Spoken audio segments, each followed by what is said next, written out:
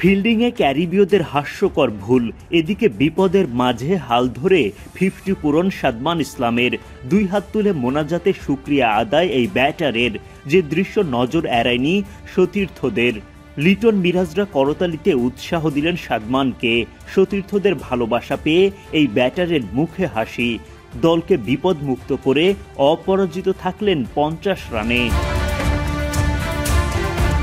কিংস্টনে বৃষ্টির বাধায় সিরিজের দ্বিতীয় টেস্ট শুরু হতে হয় দেরি।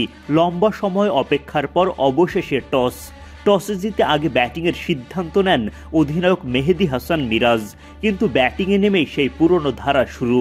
টপ অর্ডারে ব্যর্থতা, উইকেট হারানোর মেলা। ইনিংসের 5ম ওভারের শেষ বল, কেমার রোচের করা গুড লেন্থের বলটা ডিফেন্ড করতে গিয়ে ব্যর্থ মাহমুদুল হাসান জয়। এজ হয়ে বল চলে যায় wicket keeper Joshua D silver হাতে। দলকে হতাশ করে মাঠ থেকে বেরিয়ে যান জয়। 12 বল খেলে তিনি করতে পারেন মাত্র 3 রান। জয়ের পরাস্ত হওয়ার রেশ কাটতে না কাটতেই আবারও ধাক্কা।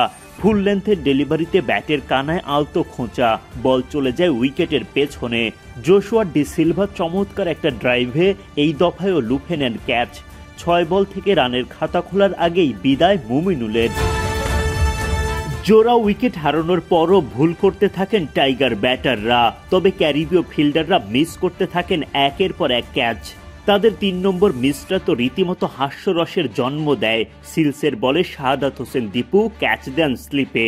সেই বল ধরতে গিয়ে অনেকটা ভলিবল স্টাইলে ছেলে খেলা অ্যাথেনেস ও কেভম হজের। শেষ পর্যন্ত 3 থেকে 4 বারের চেষ্টার পরও ক্যাচ নিতে পারেননি কেউই। এই সময় মেজাজ হারিয়ে ফেলেন হজ, দীপুর মাঝে ফেরে স্বস্তি।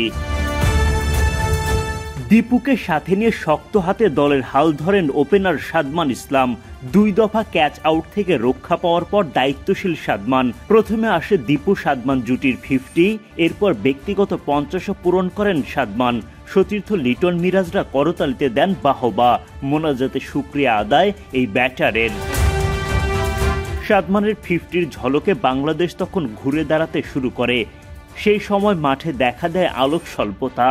দিনের খেলার শেষ ঘোষণা করেন আম্পায়াররা। 30 ওভারে 2 উইকেট হারিয়ে বাংলাদেশের সংগ্রহ 69 রান। দ্বিতীয় দিনে এখান থেকে শুরু করবেন সাদমান দীপুরা।